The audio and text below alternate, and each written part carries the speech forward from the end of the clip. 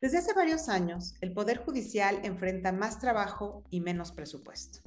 El número de asuntos ingresados a los órganos del Poder Judicial Federal tuvo un incremento de 43% entre 2010 y 2022. En el mismo periodo, su gasto solo creció 19%. Por ese motivo, el gasto por asunto que atiende cada vez es menor. Si vemos lo sucedido solo en esta administración, es decir, lo que sucedió entre 2018 y 2022, el gasto del Poder Judicial ha caído casi 10%.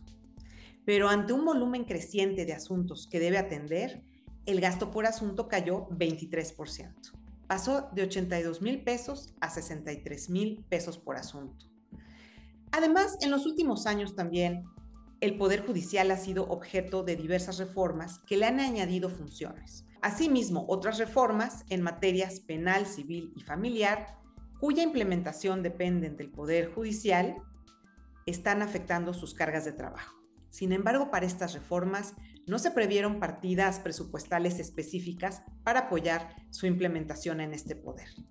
Es decir, hay más trabajo y menos presupuesto. Y esto es un reto para su operación, lo cual puede poner en riesgo la efectividad y la calidad de la justicia para los mexicanos.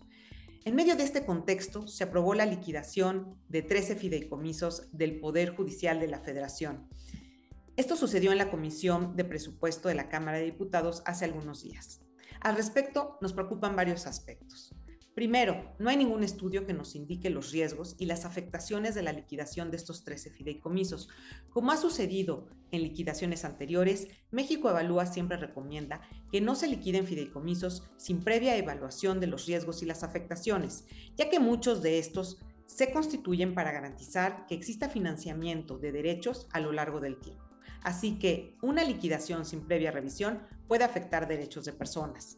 La iniciativa además propone que no podrán existir fondos y fideicomisos dentro del Poder Judicial, al menos que estén expresamente señalados en la Ley Orgánica del Poder Judicial de la Federación y que algunos de estos recursos liquidados además se podrían destinar a la Tesorería de la Federación. Nos preocupa que esta propuesta trastoca la Ley Federal de Presupuesto y Responsabilidad Hacendaria, pues no acata al menos dos artículos que están inscritos en esta ley. El artículo 9, en él se permite y se regula la creación de fideicomisos para los entes públicos. Además, tampoco acata el artículo 12, el cual busca cuidar la autonomía presupuestaria de los entes que la tienen consagrada en la Constitución, como es el caso del Poder Judicial, así como de los organismos autónomos.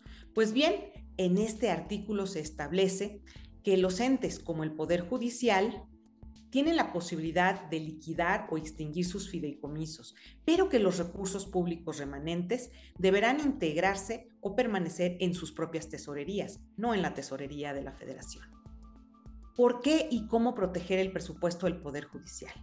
Afectar financieramente al Poder Judicial limitaría el acceso a la justicia de los mexicanos y atenta contra la independencia de este poder, la cual es vital para que pueda llevar a cabo su labor de mejor manera.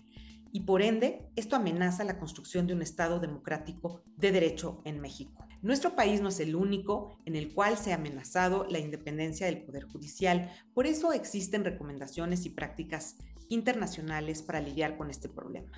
Para evitar que el presupuesto del Poder Judicial o de algún ente autónomo se politice y se le asigne de manera discrecional por parte de los legisladores, el presupuesto debe asignarse a partir de un porcentaje del gasto programable, en este caso, del gasto programable del gobierno federal.